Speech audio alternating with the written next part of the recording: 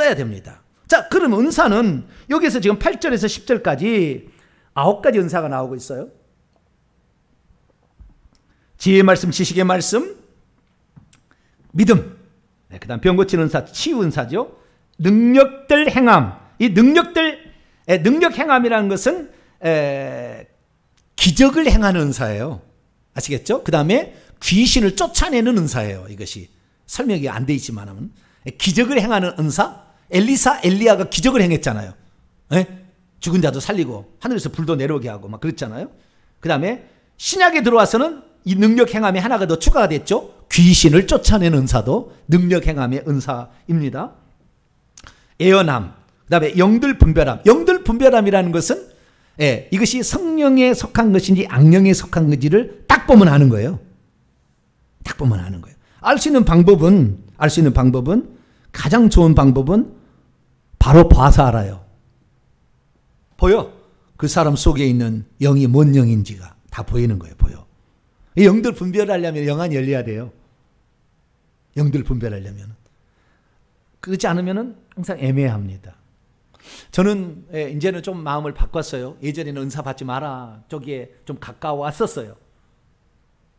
왜? 나도 잘 몰랐고 뿐만 아니라 은사가 해가 될 수 있는 영역도 많았기 때문에. 근데 지금은 이제 많이 제가 이것을 알게 되었어요. 그리고 마지막 때가 되면 은사가 없으면은 말씀을 갖고 다니지 못할 때가 있다니까, 나중에는. 그럼 성령의 바로 가르침을 받아야 돼. 환상을 보고 꿈을 보고 바로바로 움직여야 되고, 성령이 내 입에 말을 줘서 말할 말을 해야 되는 그런 시대가 찾아와야 돼요. 온다고 돼 있어요.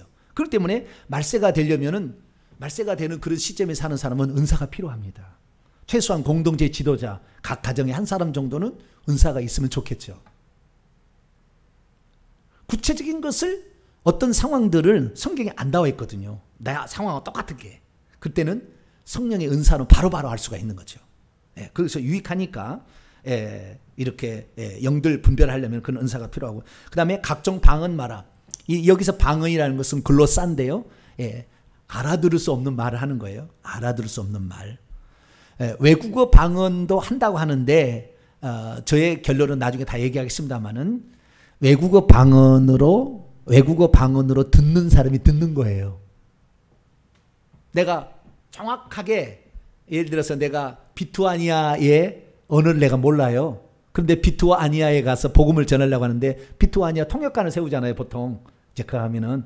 그런데 때로는 통역관이 못 올 때가 있어요. 불의의 사고가 당해가지고. 그래서 통역할 사람이 없어.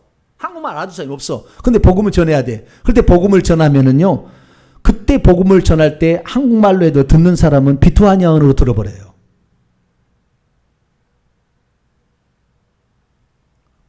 그러지 비투아니아 언어의 방언의 은사를 받아서 하는 것은 거의 어려운 일이에요. 제가 영적인 모든 세계를 다 경험한 결과 아는 것은. 그래서 그렇게 들리는 겁니다. 들리는 거. 나중에 다 설명할게요. 그래서 이런 들리는 언어가 이게 있는데, 그것은 우리가 방언을 말하게 될 때 성령이 그렇게 바꿔버립니다. 자, 어떻게 그걸 아냐면, 우리가 천국에 가잖아요. 그럼 천국에 가면 여러분 영어가 자유로우신 분이 있겠죠? 뭐 있겠죠. 있겠지만 영어가 자유로우지 않은 분도 있잖아요. 세계 만국 공용어는 영어잖아요. 그런데 영어가 잘 안 돼요. 그럼 천국에 가면은 예수님하고 영어로 하실래요? 한국어로 하실래요? 대화를 하실 때? 천국에 들어갔을 때?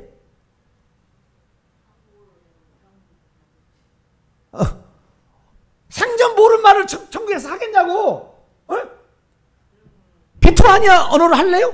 자, 필리핀의 따갈로그 언어로 한번 해보실래요? 에스토니아 언어로 한번 해보실래요? 모르잖아요. 그 언어는 모르잖아요. 우리는 한국어밖에 안 배워서. 그렇잖아요. 그럼 천국에 가면 무슨 언어로 예수님하고 대화할까요? 한국어로 대화하는 거예요. 한국어로. 그러면 예수님은 한국어로 말할까요? 당신의 언어로 말할까요? 당신의 언어로 말해. 그런데 우리에게 들릴 때는 뭐래요? 한국어로 들려. 아무 지장 없어. 자, 아브라함을 만났어요. 아브라함은 셈의 언어를 셈족의 언어를 써요. 히브리어 원전에 셈의 언어를 쓰고 있어요. 아브라함 우리가 만났어요. 그러면 우리가 셈의 언어를 말하고 엘로헤 이스라엘 베델 막 몇 마디, 우리 히브리어도 잘 모르는데 하샤마임 뭐 몇 가지 하다가 이거 못 하잖아요. 어떻게 우리가 아브라함하고 대화를 해요? 근데 아브라함은 자 한국어를 배웠어요, 안 배웠어요? 아브라함은 안 배웠잖아요. 근데 우리는 아브라함하고 대화하는데 아버지가 없다니까. 천국 가시면은 우리는 한국어를 한다니까요. 우리는 한국에 태어났으니까 이 언어가. 그래서 한국어를 하는데 저쪽에서는 뭐예요? 자기 언어로 얘기하는데 들릴 때는 한국어로 들리고 저쪽에서는 세모로 들리는 거예요. 정확한 거예요. 천국에 가시면 아실 거예요. 네? 어떤 사람은 자기가 외국어 방언을 한대. 그건 아니에요. 외국어 반하고 비슷하게 말이 나와요. 저도 중국어 비슷하게 방언 해본 적이 있고요. 그 다음에 그 소련 있잖아요. 소련 비슷한 말이 방언이 나와요. 저는 많이 방언이 바뀌었는데. 그래서 비슷하게 나오지만 언어 아니에요. 이 세상의 언어가 아니라고. 방언은 이 세상의 언어를 하는 것을 방언이라고 하지 않는다고요. 그것은 그냥 현지 지방 언어, 로컬 랭귀지지 그거 아니에요. 영이 말하는 거기 때문에 전혀 다른 언어예요. 이 세상에 없는 언어입니다. 아시겠죠? 방언을 말하는데. 근데 은사 방언이라 해가지고 그 방언한데 예를 들어서 내가 영어를 모르는데 영어로 얘기했다. 내가 독일어를 모르는데 독일어로 얘기했다.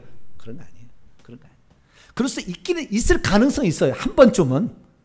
한 번쯤 어쩌다 있을 수는 있으나 그것이 일상화되지는 않아요. 전부 하나님께서는 그때 그렇게 듣게 하시는 거예요. 나는 내 언어로 말하고 주님은 주님의 언어로 말하겠죠. 자, 천국에 가면은 천국에 예수님이 사용하는 언어는 히브리어일까요? 헬라어일까요? 한국어일까요?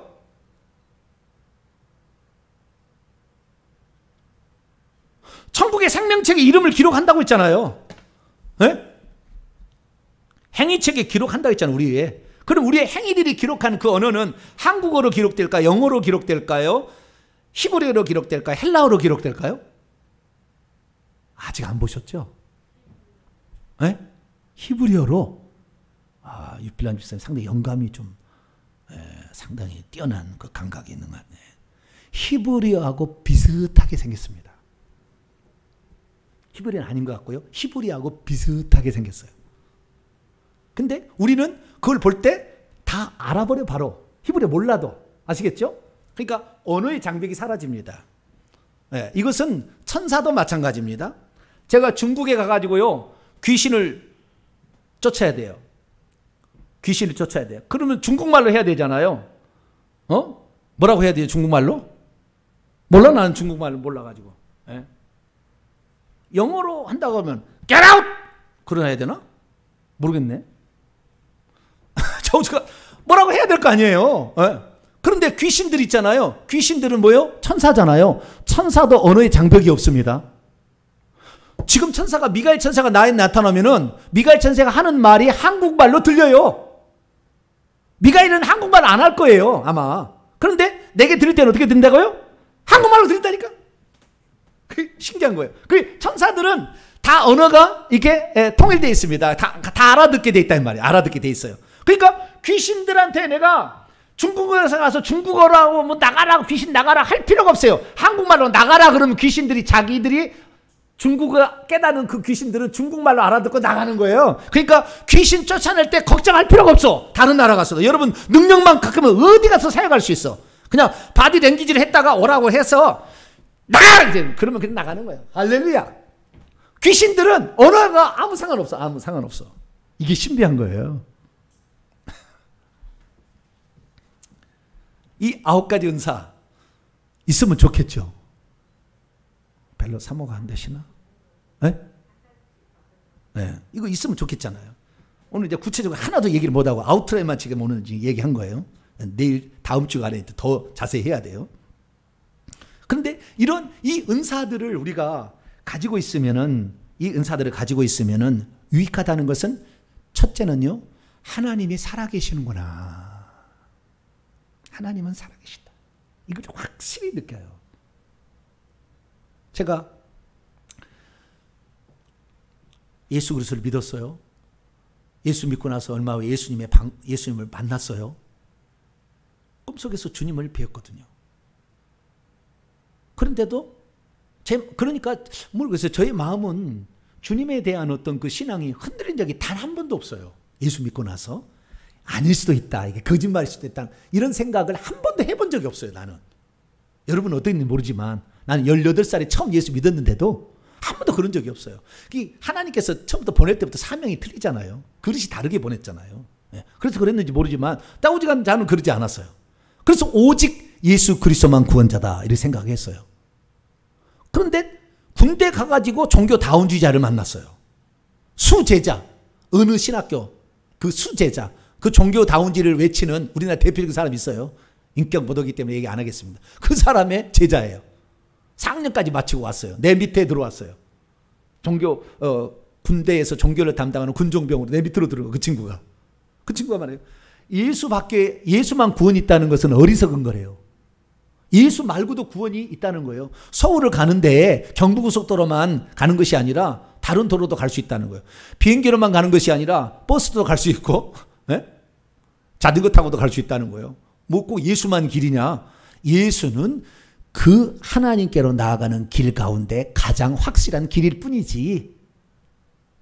그러면 뭐가 있으면은 그리고 불교 가지고 설교할 수 있냐고. 불교하고 설교할 수 있대. 불경 갖고 설교할 수 있대. 불경을 써도 상관없다는 거예요. 그러면은 무엇이 궁극적인 그러면은 그 구원의 실체냐 그랬더니 이렇게 얘기하더라고요. 사랑.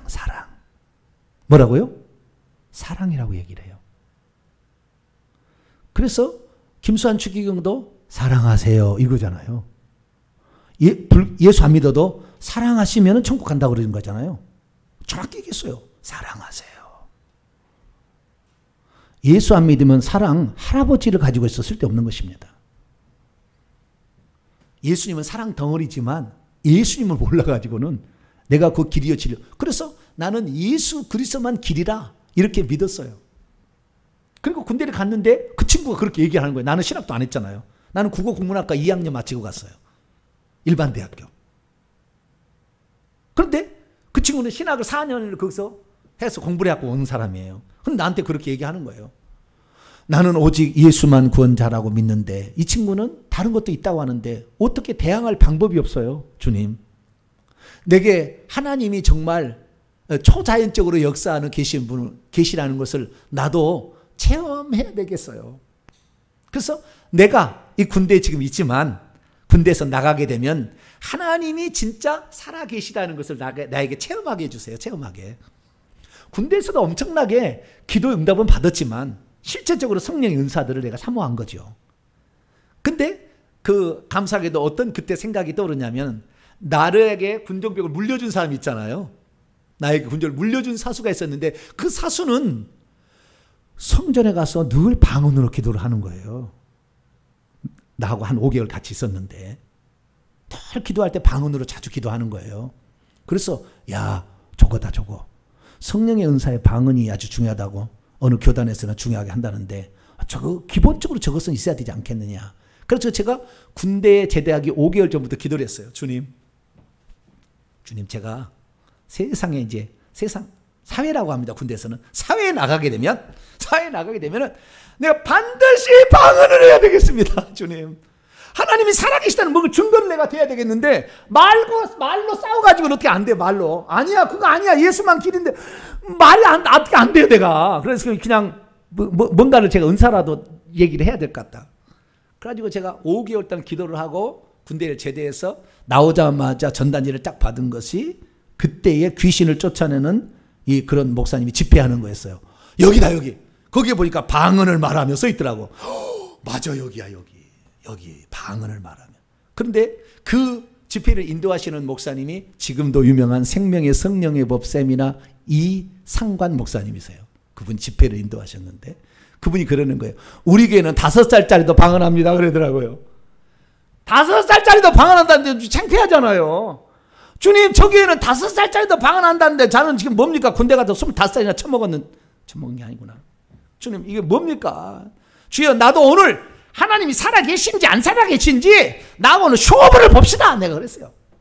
그래가지고 쫙 몇 분도 안 돼서 방언이 탁 터졌어요. 할렐루야. 그래서 성령의 은사는 그때 하나님은 살아계시구나 라는 것을 저는 뼈저리게 느꼈어요. 그때. 그전에도 믿기는 믿었죠. 근데 이런 은사들을 경험하게 되니까 더 느끼게 돼요. 죄를 많이 짓고 귀신이 있어서 문제인 거지 깨끗한 상태에서 은사를 받는 것은 너무 유익하다. 회개 많이 하시고 회개가 안 되면 차라리 은사 받지 마세요. 왜 귀신에게 휘둘리지 마시나 그 말이에요. 그러나 회개를 하신 다음에는 그 다음에 은사를 받으셔서 교회와 가정을 나중에 살려야 되니까 가족 공동체만 모일 수밖에 없는 시대가 올 거니까 살려야 되니까 은사를 많이 사모하시고